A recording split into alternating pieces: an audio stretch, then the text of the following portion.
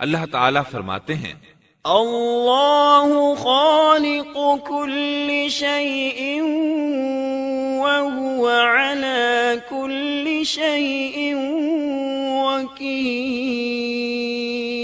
اللہ ہر چیز کا پیدا کرنے والا ہے اور وہی ہر چیز پر قدرت رکھنے والا ہے۔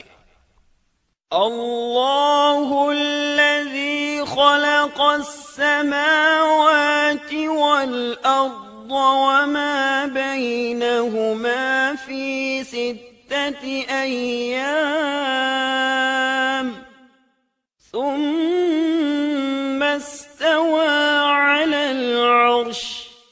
اللہ تعالیٰ وہ ہے جس نے آسمانوں، زمین اور ان کے درمیان کی سب چیزوں کو 6 دن میں پیدا کر دیا، پھر عرش پر جلوہ فرما ہوا۔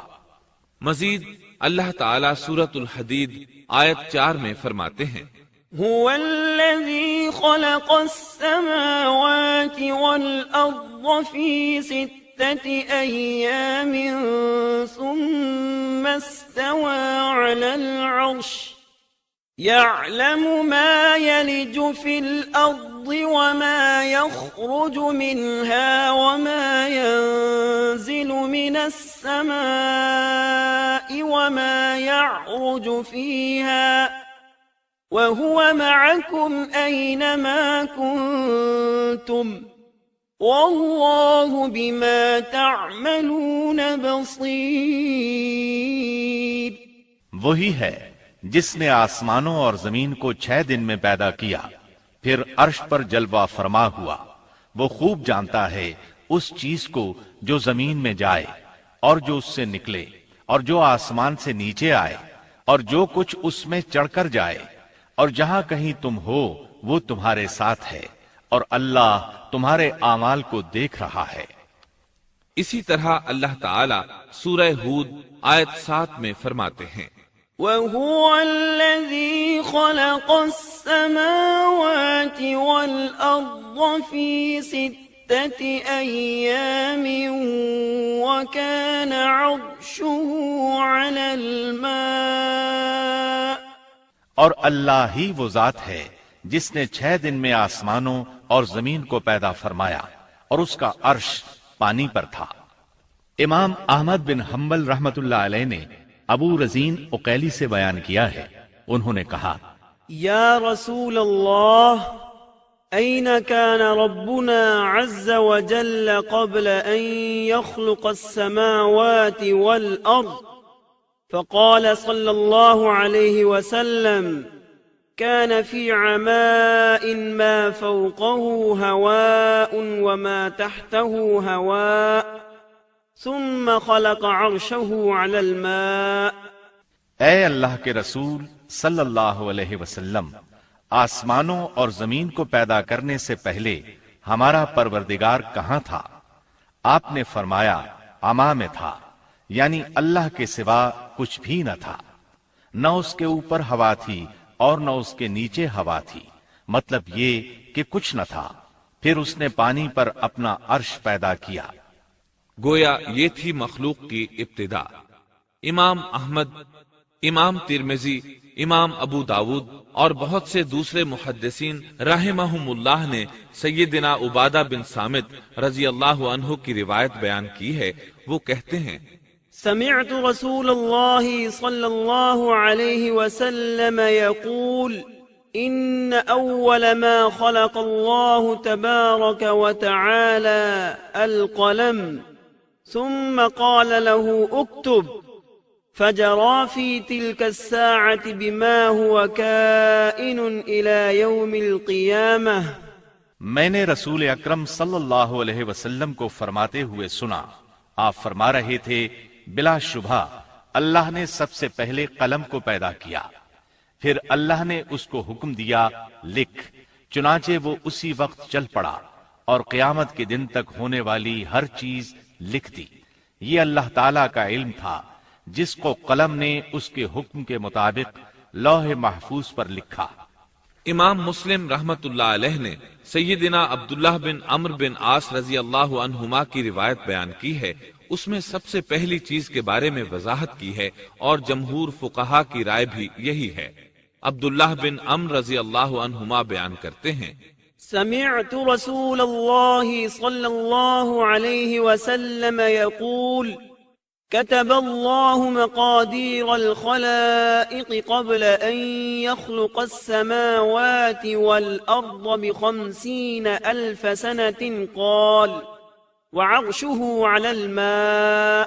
میں نے سنا آپ فرما رہے تھے اللہ تعالیٰ نے آسمان و زمین کی پیدائش سے 50,000 سال پہلے تمام مخلوقات کی تقدیریں لکھ دیں، اور اس وقت اس کا عرش پانی پر تھا۔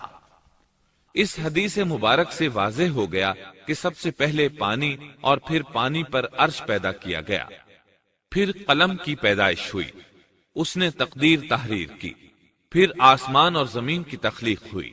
اور جس حدیث میں آیا ہے کہ ابتدا میں قلم کو پیدا کیا گیا، اس کا مطلب یہ ہے کہ اس جہان کی مخلوقات میں سب سے پہلے اس کا نمبر ہے، نہ کہ باقی تمام جہانوں کی مخلوقات میں پہلا نمبر ہے، اور اس کا تذکرہ بخاری شریف کی اس حدیث میں ہے۔ قال أهل اليمن لرسول الله صلى الله عليه وسلم جئناك لنتفقه في الدين وليسألك عن أول هذا الأمر ما كان قال كان الله ولم يكن شيء قبله وكان عرشه على الماء وكتب في الذكر كل شيء وخلق السماوات والأرض۔ یمن سے آئے ہوئے ایک وفد نے رسول اللہ صلی اللہ علیہ وسلم سے کہا، ہم آپ کے پاس دین کی سمجھ اور ابتدائے خلق کے بارے میں پوچھنے کے لیے آئے ہیں، یہ کہ سب سے پہلے کیا چیز تھی؟ آپ نے فرمایا اللہ تھا، اس سے پہلے کوئی چیز نہ تھی، اس کا عرش پانی پر تھا، پھر اس نے لوح محفوظ پر ہر چیز لکھ دی اور آسمان اور زمین کو پیدا کیا، یعنی ابتدا میں پانی پر عرش کی تخلیق ہوئی، پھر قلم کی پیدائش ہوئی، اس نے سب کچھ لکھ دیا۔ علماء کرام کا بیان ہے، قلم کے فوراً بعد لوح محفوظ کو پیدا کیا گیا، چنانچہ قلم نے لوح محفوظ میں ہر چیز لکھ دی۔ اس کے بعد کائنات کی باقی مخلوقات اور آسمان و زمین کی پیدائش معرض وجود میں آتی گئی۔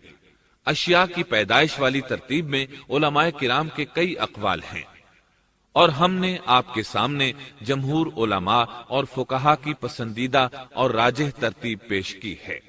آسمان اور زمین کی مخلوقات کی ترتیب کیا ہے، اس بارے میں امام مسلم رحمت اللہ علیہ نے سیدنا ابو ہریرہ رضی اللہ عنہ کی روایت پیش کی ہے۔ وہ کہتے ہیں، أخذ رسول الله صلى الله عليه وسلم بيدي فقال خلق الله عز وجل التربة يوم السبت وخلق فيها الجبال يوم الأحد وخلق الشجر يوم الاثنين وخلق المكروه يوم الثلاثاء وخلق النور يوم الأربعاء وبث فيها الدواب يوم الخميس وخلق آدم عليه السلام بعد العصر من يوم الجمعة في آخر الخلق في آخر ساعة من ساعات الجمعة فيما بين العصر إلى الليل۔